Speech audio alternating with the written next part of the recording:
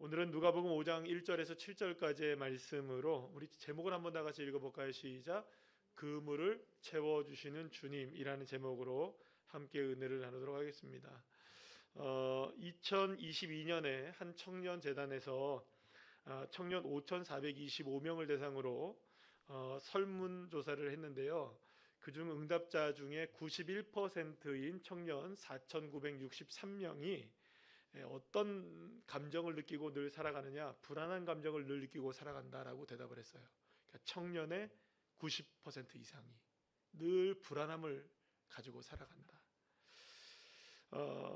그 불안함의 원인 가운데 가장 큰 게 뭐냐라고 물어봤더니 59%가 미래에 대한 불안함, 경제적인 불안함이 21%, 또 과도한 업무가 12%, 그 다음에 대인관계나 학업, 건강, 주거 문제 등이 8% 정도로 나왔다고 합니다. 그러니까 10명 중에 9명은 다 뭘 느끼고 살아가는 겁니까? 불안함을 느끼고 살아간다. 그러면 여러분, 불안함을 느끼는 게 정상일까요? 안 느끼는 게 정상일까요? 청년들이 원래 안 느껴야 정상일 텐데 불안함을 느끼는 게 비정상이 된, 그러니까 불안함을 안 느끼면 비정상이 된, 그러니까 평안한 게 비정상이 되는 이상한 세상이 지금 우리 시대의 젊은이들뿐만 아니라 모든 사람들이 사실 뭘 느끼고 살아가고 있습니까? 사실은 다 나름대로의 불안함을 다 느끼고 살아가고 있습니다. 사실은 우리가 새해를 맞이하고 지금 이제 열흘이 지나가고 있는데요. 새해가 됐다고 해서 우리에게 불안함이 사라지거나 근심이 사라지는 건 아닙니다. 오히려 지난 한 해 동안 마침표를 제대로 찍지 못하고 넘어온 많은 일들이 우리에게 산적하거든요. 풀어나가야 될 일이 많고 또 앞으로 또 헤쳐나가야 될 일들 많은 걸 생각해 보면 오히려 더 문제는 커지면 커지지 이게 작아지는 않는단 말이죠.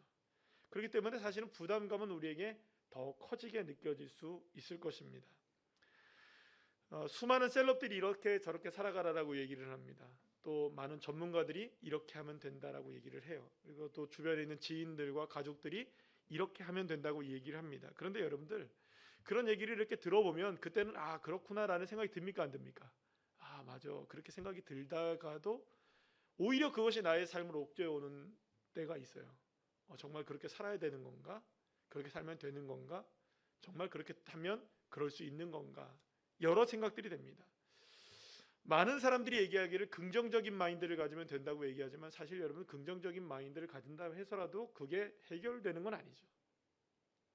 사실 사람의 도움이나 긍정적인 마음이나 여러 가지 조언들이 도움이 안 되는 건 아니지만, 그렇다고 해서 완벽한 도움이 되지도 못하고 해결책이 되지도 못한다는 것이 우리네 삶을 통해서 증명되고 있는 것이라고 볼 수가 있어요. 그렇다면 도대체 어떻게 해야 우리의 삶에 다가오는 이런 두려움, 끊임없이 다가오는 이 무서움과 두려움과 근심, 이런 것들을 우리가 떨쳐버릴 수가 있을까? 그런데 성경은 우리에게 너무나 분명하게 말씀하고 있는 것을 보게 됩니다. 하나님의 자녀들에게 하나님은 뭐라고 말씀하시냐면 불안과 근심과 염려는 우리의 것이 아니다라고 주님께서 말씀하고 있어요. 그러니까 하나님의 자녀들에게 가장 어울리지 않는 게 뭐냐? 불안과 근심이라는 거죠. 염려와 걱정이라는 거죠. 그래서 여러분, 그 이사야 41장 우리 10절 말씀 우리 다 같이 한번 읽어볼까요? 시작. 두려워하지 말라, 내가 너와 함께함이라. 놀라지 말라, 나는 내 하나님이 됨이라. 내가 너를 굳세게 하리라. 참으로 너를 도와주리라. 참으로 나의 의로운 오른손으로 너를 붙들리라. 할렐루야. 사랑하는 여러분, 그렇다면 하나님께서 왜 우리에게 두려움이 어울리지 않다라고 얘기하시는 걸까요? 왜 우리가 두려움에 휩싸이는 것이 하나님의 자녀들에게는 어울리지 않은 옷과 같은 것이다라고 왜 주님이 말씀하시느냐? 그것은 하나님이 우리와 함께 하시기 때문이라는 거죠. 하나님이 나를 도와주시기 때문이라는 겁니다. 하나님이 의로운 오른손으로 나를 붙드시고 계시고 나를 굳건하게 세워주시기 때문에 우리는 두려움과 어울리지 않는 사람들이라는 거예요. 왜냐하면 우리는 두려움의 옷을 입은 자가 아니라 하나님의 은혜의 옷을 입은 자들이기 때문이죠.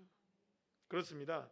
사랑하는 여러분, 그렇기 때문에 우리가 근본적인 걸 알아야 됩니다. 따라합시다. 하나님의 자녀는 두려움과 어울리지 않는다. 이게 누구의 선언입니까? 하나님의 선언이에요. 여러분 믿으십니까? 말씀으로 확인하셨잖아요. 그럼 말씀이 맞는 거죠? 예. 아멘이시죠? 예. 말씀이 맞나 틀리냐 그거 우리 한번 따져 물어보는 거 그런 거 아니에요, 그죠? 말씀은 말씀입니다. 그럼 말씀은 맞는 거예요.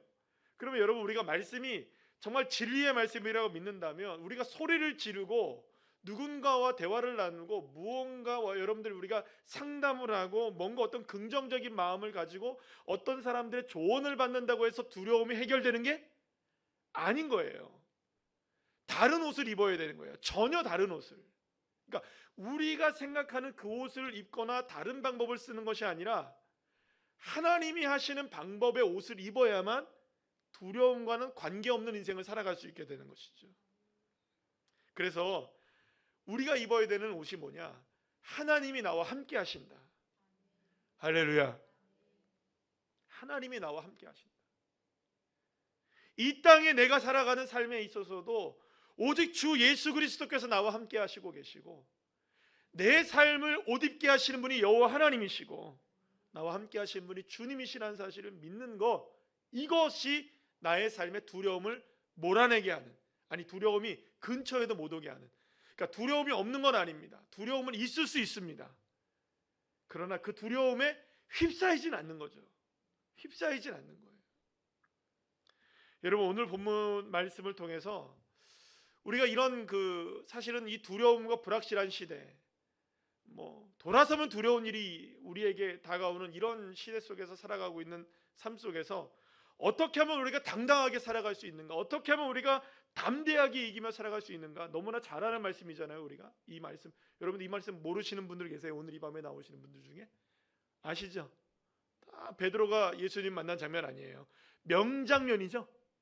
이 장면을 통해서 다시금 우리가 하나님의 은혜를 경험하는 귀한 시간이 되시기를 간절히 축복합니다. 자, 오늘 1절 말씀 우리 다 같이 한번 읽어볼까요? 시작. 말씀을 들으세 예수는 게네사렛 호숫가에 서서라고 말합니다. 예수님은 이 게네사렛이라고 하는 이거 게네사렛이라는 게 그러니까 여기가 갈릴리 호수를 얘기하는 겁니다. 게네사렛, 갈릴리 다 똑같은 거예요. 근데 이 호숫가에 서가지고 이제 배에 하나 오르십니다. 두 배 중에 한 배에 오르셔서 조금 뛰기를 청하고 그 바다에서 주님이 바닷물 가에서, 그러니까 바닷물 안쪽이죠. 바닷물 위에서 배에서 사람들에게 가르치고 있는 거예요. 여러분 그러니까 우리가 요 방어진 앞바다를 생각해 보면 여기 상진 앞바다만 생각하세요.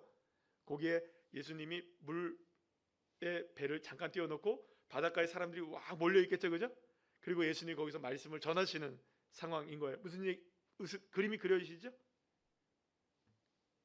저 한번 가볼까요?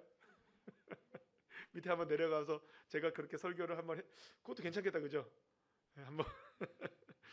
그래서 이제 수많은 사람들이 몰려오고 이제 말씀이 다 맞춰지게 됐을 때 예수님이 말씀을 마치자마자 갑자기 예수님이 올랐던 그 배에는 지금 누구만 올라 있는 겁니까? 사실은 예수님만 올라 있는 거예요. 베드로는 저쪽에 있죠, 그죠?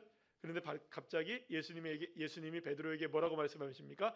베드로에게 깊은 데로 가서 그물을 내려봐라 한번, 이렇게 얘기를 하신 거예요. 여러분 이 요구가 베드로에게 얼마나 난감한 요구인지를 여러분들이 우리가 잘 알 수 있습니다. 이미 많은 그 설교를 들으셨고 여러분들 다 아시다시피 사실은 일단 초면이죠, 그죠? 초면에 이런 얘기하는 거 여러분들 쉽지 않은 얘기죠, 그죠? 그리고 게다가 어젯밤 하루 왼종일 지금 밤새도록 수고하고 와서 이제 그물을 다 씻어놓은 상태였단 말이에요. 그리고 또 어젯밤의 수고를 가장 잘 아는 장본인이 이 베드로잖아요. 그러니까 이 지금 밖에 나가가지고 다시 이 아침에 고기를 잡는다는 게 이게 얼마나 어려운 일인지를 가장 잘 아는 사람이 누굴까요? 베드로예요. 거기다가 또 그물을 다시 실어서 나간다고 하더라도 여러분들 그 일당 누가 주냐고요, 여러분들.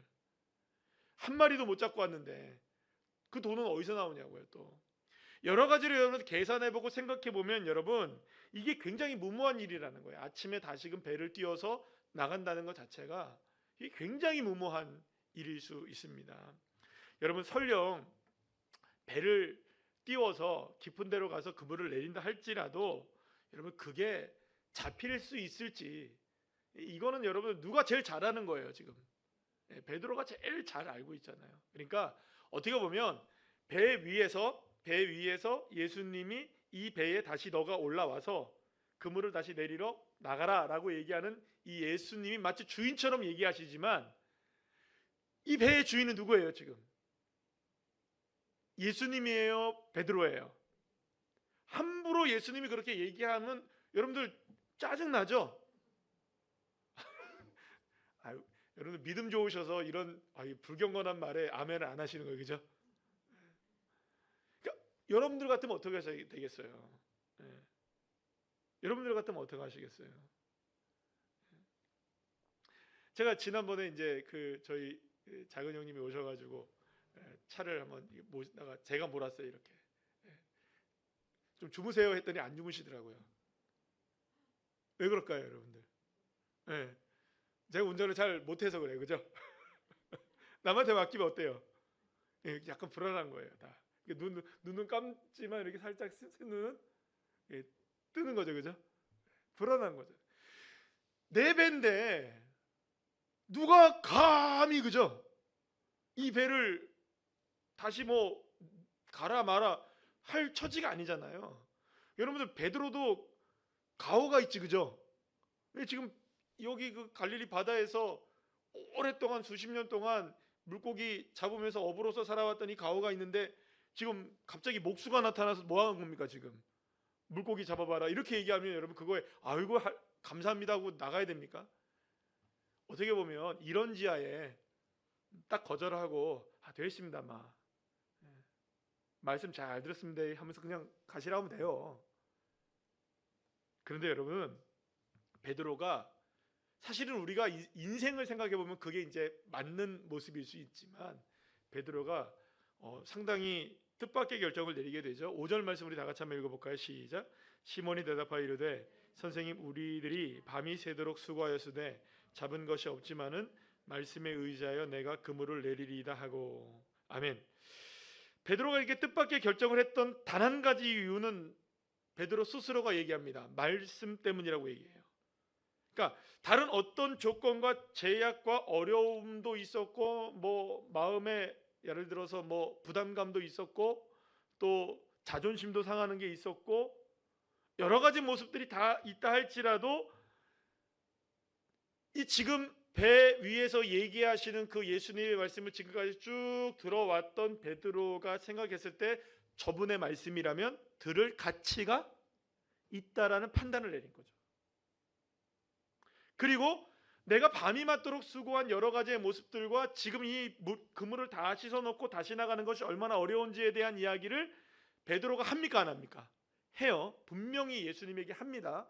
그러나 그럼에도 불구하고 나는 그런 여러 가지 안 나갈 이유들을 수두룩 빽빽하게 될 수 있지만 그 이야기들을 다 뒤로 하고 당신 예수님이 말씀하신 것을 내가 믿고 내가 깊은 데로 가서 그물을 한번 내려보겠습니다라고 순종하며 나가게 된 겁니다. 그때 놀라운 일이 벌어지죠. 엄청난 고기를 잡게 된 겁니다. 베드로가 여러분들 여기서 중요한 것은 얼마나 많은 고기를 잡았는지가 중요한 것이 아니죠. 어부로서 자신이 지금 가지고 있는 모든 지혜와 지식과 경험들을 다 동원한다고 해도 그 아침에 깊은 곳으로 가서 그물을 내려서 이 물고기를 잡을 수 있었을까요? 없었을까요? 자신의 힘과 능력과 경험과 모든 것들을 다 동원했을 때 한 마리도 잡을 수 없는 거예요. 그런데 놀라운 일이 벌어졌어요. 비전문가이고 지금 생전에 처음 만난 분이시고 말도 지금 섞어본 게 지금 처음이죠. 그분의 말씀 한마디를 듣고 예수님이라는 분의 말씀을 듣고 그물을 내려봤더니 그물이 찢어질 정도로 고기를 많이 잡게 되었더라. 여러분 여기서 아주 중요한 것이 두 가지가 있을 것입니다. 그건 다른 것이 아니라 말씀과 순종이라는 두 가지죠. 여러분 다 이해되어서 이 베드로가 순종했나요? 아닙니다. 다 이해되어서 그 말씀에 따랐나요? 아니에요. 사랑하는 여러분, 기적의 공식은요 이해되어서 따라가는 자에게 주어지는 게 아니라 이해되거나 안 이해되거나 말씀이기 때문에 순종하는 자에게 기적의 역사가 일어나는 겁니다. 여러분 파스칼이라는 분 잘 알죠?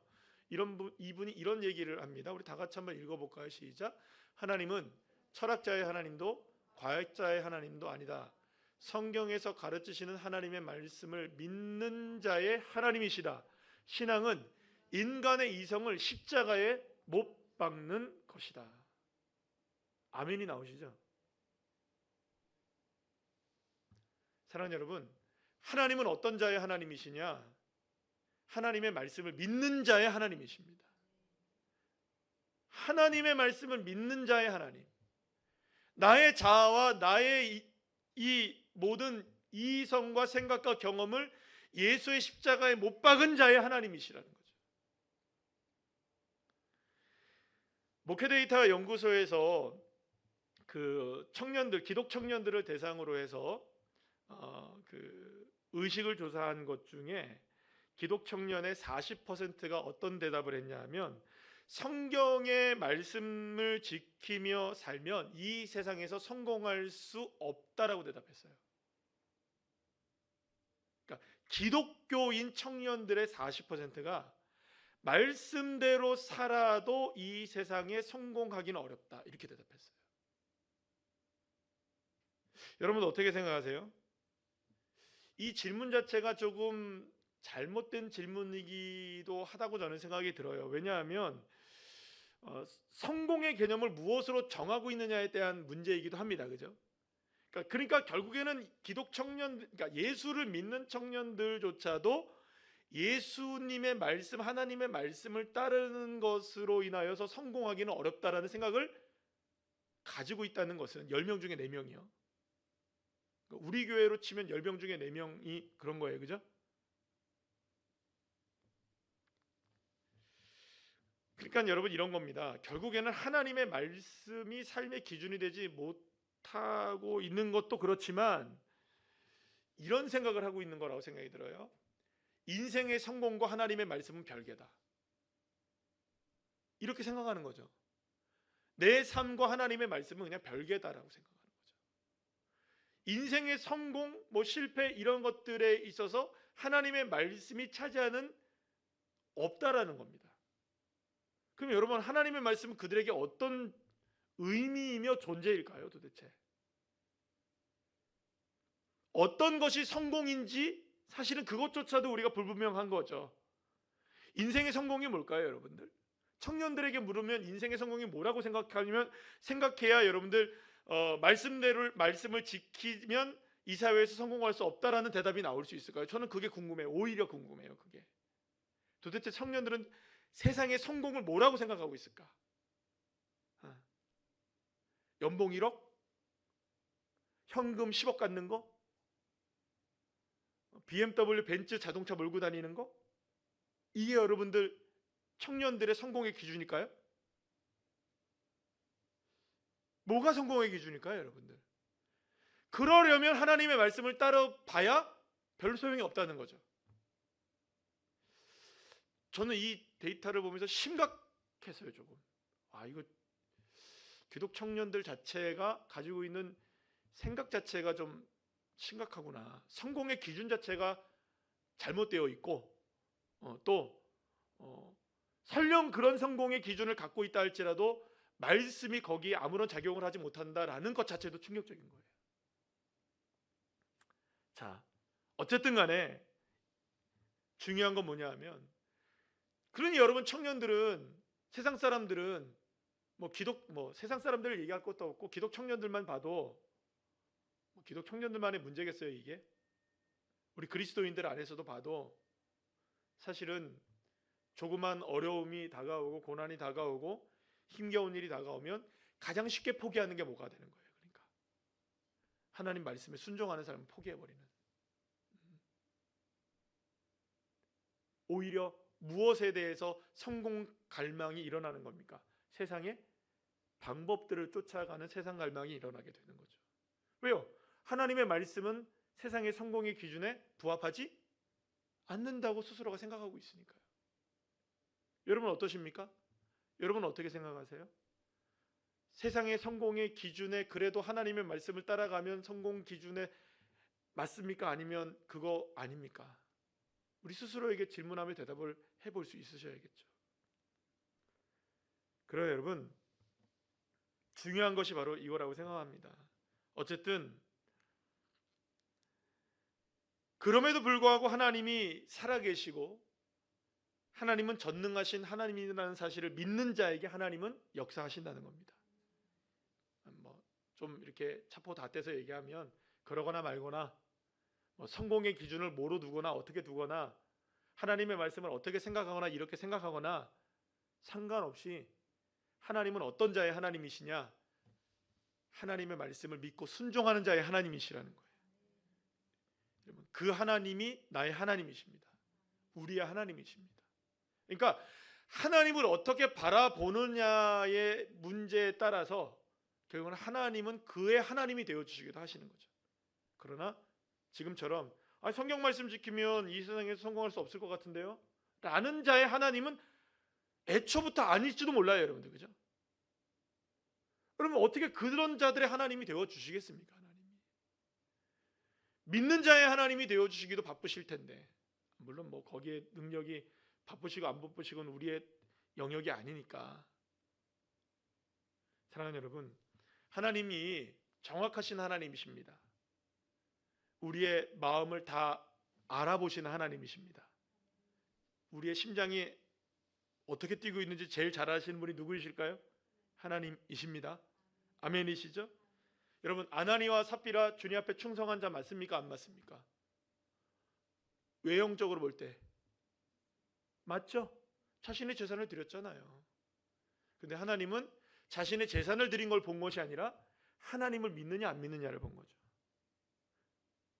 죄송합니다. 이런 조금 과격한 표현일까요? 하나님 머리 굴리는 거 다 아십니다. 그죠? 이거 다 아시는 거예요. 하루는 저희 집사람이 저한테 그래요. 하나님 자기한테 너무 하신다는 거예요. 자기한테 너무 하시대요. 왜냐하면 자꾸 하나님이 어떤 감동을 주셔가지고 조금 자기 가지고 있는 좀 있으면 그거 하나님 앞에 드리게 한다는 거예요. 자꾸. 그래서 가끔 고민을 한다는 거예요. 왜 하나님을? 근데 놀라운 게 하나님 앞에 드리거나 아니면 이렇게 헌신을 하게 되면 금세 하나님이 또 역사하시더라고요.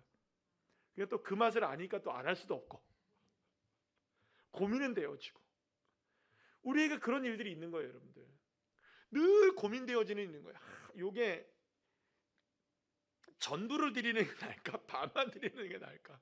이런 여러분 고민합니까? 안 합니까? 우리 합니다. 우리가 그런 거 다 고민해요. 제가 우리 예전에 우리 몇 년 전에 우리 친구 목사님 교회 가서 인천에 가서 제가 예배를 좀 드려지고 왔는데 사례비를 제가 받았어요. 사례비를 받고 별로 저는 이런저런 고민을 하지는 않았지만 이거 어떡하지라는 생각을 했는 거예요. 근데 그냥 하나님 앞에 다 드리기로 했어요. 근데 다 드리기로 했는데 마음속에서는 그래도 뭐는 건져야 될 것 같아요, 여러분들. 교통비는 좀 기름값은 좀 그런 마음이 들까요, 안 들까요, 여러분들? 아니, 저 정말 솔직하게 얘기하는 거예요, 여러분들한테. 목사가 이런 얘기하니까 여러분들 되게 시험 들겠죠, 그죠? 아니, 안 그래요, 여러분들. 솔직한 마음이에요. 이거 좀 그냥 교통비는 뗄까? 하다가 아니야. 그런 마음이 우리에게 들어요. 제가 여러분들한테 말씀드리는 건 바로 이겁니다. 우리에게 두 마음이 날마다 품어진다는 거예요. 그건 모르실까요, 주님이? 주님 아세요, 여러분들. 두 마음을 품은 자를 아세요. 하나님이 내 지혜를 앞세우는 사람을 아신다는 거예요. 경험을 잘하는 사람을 아신다는 거예요, 하나님이. 아나니아의 삽비라의 모습을 아시는 거예요, 하나님이. 사울의 모습을 아시는 거예요, 사울 왕의 모습을. 왜 하나님이 그걸 모르시겠어요, 여러분들? 하나님이 전능하신 하나님이 우리 한 사람의 마음에 이 뇌 속에 마음 속에 어떤 마음을 갖고 있는지 모르시겠어요, 여러분들? 그렇다면 여러분들 하나님이 어떤 사람을 책임져 주신다고요? 그 마음을 온전히 하나님의 말씀에 순종하며 나가는 자에게 책임져 주십니다. 아멘이십니까? 베드로처럼 모든 것을 다 내려놓고 말씀에 의지하는 사람,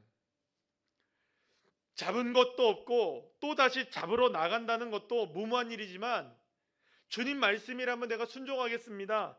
이 베드로의 믿음에 주님은 그 그물을 책임져 주시는 거죠. 그러니까 여러분들, 우리가 그물에 대해서 여러 가지 생각들을 많이 해요. 여러분, 작년에 여러분들의 삶의 그물은 좀 어떠셨나요? 좀 나아지셨습니까? 살림살이 좀 많이 좀 잡히셨나요? 밤새 고생하고 그물을 수십 번을 내렸지만 잡은 것이 신통치 않은 삶이었을 수도 있습니다. 돈도 안 되고 수고에 여러분들 우리가 보상도 제대로 못 받은 것 같고, 그래서 어쩌면은 빈 그물처럼 여겨질 수 있는 그런 삶이 여러분들이 사시진 않으셨습니까? 그렇다면 여러분, 이제야말로 내 그물을 진짜 채우셔야 할 시간이 된 겁니다. 그 그물은 무엇으로 채워야 될까요, 여러분들?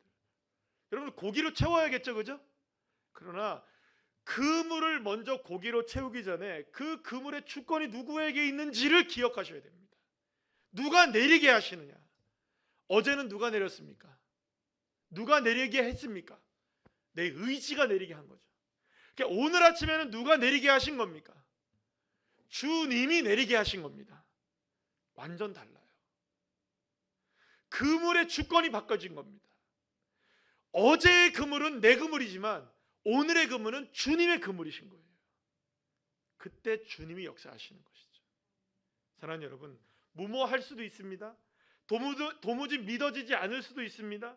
기대할 수 없을지도 모르지만 그럼에도 불구하고 주님 말씀하셨기에 주님의 그물임을 믿고 순종하여서 깊은 데로 가서 그물을 내리는 올 한 해가 되시기를 축복합니다. 그런데 여기서 마지막으로 우리가 살펴봐야 될 두 가지 포인트가 있어요. 뭐냐 하면 깊은 곳이라는 거예요. 하나는 깊은 곳은 어느 곳을 얘기할까요, 여러분들? 갈릴리 호수, 게네사렛 호수의 어느 포인트, 거기 막 정말로 진짜 막 물고기가 많은 포인트, 거기 막 쪽집게처럼 예수님이 딱 거기 집어가지고 거기 딱 가라, XY 좌표 딱 정해줘갖고 거기 이렇게 찍어주실 것 같죠? 천만에요, 여러분들. 하나님이 성경을 한번 읽어보세요. 단 한 번도 주님은 그렇게 말씀하신 적이 없어요. 아브라함에게도 여러분들 지시할 땅으로 가라. 어디요? 어디요? 지시할 땅이 도대체? 지시하시긴 하셨어요, 여러분들? 지시한 것 눈에 씻고 봐도 안 나와요, 여러분들. 어디라고 안 나와요, 여러분들. 요셉이라는 사람이 여러분 이 팔려가서 애굽이라는 곳으로 갈 줄 알았습니까, 여러분들? 형님들 찾으러 갔다가 애굽에서 노예의 생활을 할 줄 알았습니까? 아니에요, 여러분들. 단 한 번도 생각해 본 적이 없는 거예요, 여러분들. 이스라엘 백성들이 이 출애굽 이전에 자신들의 삶이 가나안 땅으로 향할 것이라고 알았을까요, 여러분들? 전혀 몰랐어요, 전혀.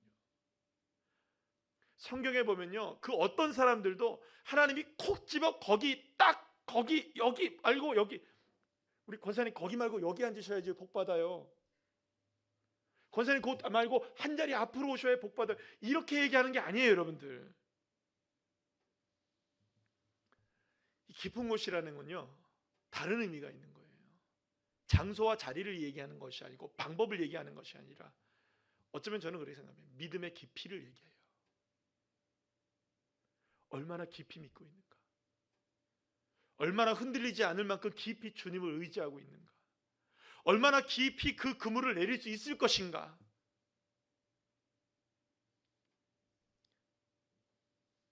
깊이 있는 순종을 얘기해요. 깊이 있는 순종. 사랑하는 여러분, 깊이 순종하시기를 축복합니다. 깊은 순종이 필요해요. 흔들리지 않는. 또 다른 한 가지는 제일 어려운 부분이긴 한데요, 베드로가 그물이 찢어지도록 잡게 된 그 그물고기 다 버리고 예수님을 쫓았죠? 그게 어떻게 가능했을까라는 거예요, 여러분. 그게 어떻게 가능했을까? 눈앞에 여러분들 여태까지 잡아보지 못했던 그 그물을 찢어지게 만들 만큼의 물고기가 자기도 안 돼갖고 이웃의 친구들을 불러갖고 거기에도 잠기고 내 배에도 잠기고, 와, 이거 대박 중에 대박이고 초대박이 났잖아요, 지금. 여러분, 이거 뉴스에 날 거리입니까, 아닙니까, 지금 이게? 와, 이거 어마어마한 일이 벌어진 거예요. 그런데 여러분들, 더 놀라운 일이 벌어졌잖아요. 그물이 찢어지도록 잡힌 이 물고기를 버려두고 예수님을 쫓았단 말이에요. 이게 더 놀라운 일인 거예요. 그럼 왜 이렇게 할 수 있었느냐? 왜냐하면요, 지금 이게 지금 자기의 노력으로 된 걸까요, 아닐까요? 그 누가 제일 잘할까요, 그거를? 베드로가 제일 잘해요. 이게 지금 자기가 그물을 깊이 내렸다고 해서 자기가 잡은 거예요? 아니면 이게 누구 때문에 잡았을까요, 이게? 여러분, 그런 게 있잖아요, 여러분들. 베드로가 그물을 내려서 그 물고기를 잡았을 때 지금 물고기에 환장했을까요? 저 같으면 그러지 않았을 것 같아요. 물고기 잡은 것 때문에 환장하고 와 만선이다 이러지 않았을 것 같아요. 이 기막힌 일이 지금 누구의 말씀 때문에 일어난 거예요, 지금. 그러면 그물은 잡고 있지만 고개는 어디 있었을까요, 여러분들? 어디 있었을까요? 저쪽 바닷가에 이 배를 몰고 깊은 데로 나가라고 말씀하신 예수님이 이따만하게 보였을까요, 안 보였을까요? 고기보다 크게 보일까요? 아니면 예수님이 작아 보여서 안 보일까요? 저는 생각할 때 이 물고기 잡은 것보다 수십 배, 수천 배, 수만 배는 예수님이 크게 보였을 것 같아요. 영화를 만든다고 생각해 보세요, 여러분들이. 베드로가 거기에 환장하겠어요, 여러분들? 아니, 잡은 물고기가 더 중요합니까? 물고기를 잡게 하신 분이 중요합니까? 여러분 누구 따라가시겠어요? 뭘 따라가야 정상일 것 같으세요? 그런데 많은 사람들이 여기서 주저합니다. 당장에 지금 잡은 뭐가 중요하니까, 잡힌 물고기가 중요하니까 잡힌 물고기에 환장을 하고 잡힌 물고기에 집중을 하고 잡힌 물고기가 여러분들 모든 것이처럼 보여질 때에 예수님은 온데간데 없는 거예요. 그러나 베드로는 알았어요. 정확하게 알았어요. 잡힌 물고기보다 물고기를 잡게 하시는 분을 따라가야 되겠다. 정확하게 안 거죠. 그러니까 여러분들 잡힌 물고기는 아무것도 아닌 거예요. 사랑하는 여러분, 2025년도에 여러분들의 삶의 그물에 많은 것들이 끌어올라와 주시기를 축복합니다. 물질도 그 그물에 가득 넘치기를 축복하고요. 여러분들의 직장과 생업의 일터의 복들이 거기에 가득 넘쳐나기를 축복합니다. 자녀들도 여러분들이 상상한 것, 생각한 것, 기도한 것 이상으로 그 그물 안에 자녀들의 복도 많아지시기를 축복합니다. 좋은 얘기하는데 아멘을 안 하시면, 아멘? 정말 아멘이시죠? 정말 주님께서 여러분들의 삶의 그물에 많은 것들을 채워주실 줄로 믿습니다. 그러나 그거 바라보지 마세요. 그걸 가능하게 하신 분을 바라보셔야 돼요. 예수 그리스도. 그게 우리의 믿음인 거예요. 우리가 어떻게 우리의 삶에 이 그물이 채워질 수 있을까? 이 두렵고 험난한 시대 속에서, 말씀 따라가면 성공할 수 없다고 말하는 이 세상 속에서 수많은 청년들과 사람들이 열의 아홉이 두려워하고 있는 이 시대 속에서 우리가 어떻게 하면 여러분들 우리가 이 두려움을 떨쳐버리고 이 세상 속에서 우리의 그물을 채우며 그것을 하나님께 감사하며 살아갈 수 있을까? 딱 한 가지입니다. 말씀에 순종하는 것입니다. 나의 그물을 채울 수 있는 유일한 방법 딱 한 가지입니다. 말씀에 순종하는 것입니다. 주님 말씀에 순종하시기를 축복합니다. 주님 말씀에 순종하는 것, 이게 우리의 삶의 그물을 채울 수 있는 유일한 방법인 거죠. 그러면 우리는 더 없이 깊은 곳으로 들어갈 수 있는 거예요. 상황이 어렵고 힘겹고 두려움이 몰려오고 어려운 순간이 다가와도 우리가 입어야 할 옷은요, 깊은 곳으로 들어가서 예수의 능력의 옷을 입으셔야 되고요, 말씀의 옷을 입으셔야 되고요, 순종의 옷을 입으셔야 돼요. 제가 제 이야기 한 가지 하고 제가 마치도록 할게요. 제가 오늘 그 병원에 가서 검사를 좀 받고 왔어요. 대학병원에 가서 검사를 받았어요. 12월 달에 갑자기 그 건강검진을 하라고, 마지막에 건강검진 왜 12월 달에 안 한 사람들 해야 되잖아요. 그리고 건강검진을 하라 그래서 건강검진을 하러 갔는데 갑자기 거기서 이제 하시는 분이 그 갑상선을 한번 검사해 보라는 거예요, 저한테. 예? 갑상선이요? 그랬더니 검사를 해보라는 거예요. 그래서 왜 그래서 뭐 남자들은 뭐 50대가 되면 남자들이 갑상선이 걸리면은 이게 악성이 많다고 빨리 발견해야 된다고 여자들보다 심하다고 막 이러는 거예요. 그래서 해보려니까는 해봤어요 그냥. 그런데 한 일주일 있다가 그냥 저는 아무렇지 생각 안 하는데 잠깐 오라는 거예요. 그냥 원래는 이제 그 왜 우편으로 받잖아요 보통. 우편으로 받는다고 해놨는데 진료를 받아야 된다는 거예요. 갔더니 결절이 있다는 거예요. 1점 몇 cm짜리 결절이 있다는 거예요. 그래서 꼭 병원에 가서 조직 검사를 좀 해봐야겠다. 그래서 이제 그 대학병원에서 지난주에 그 진료를 받고 오늘 이제 초음파를 하러 갔어요.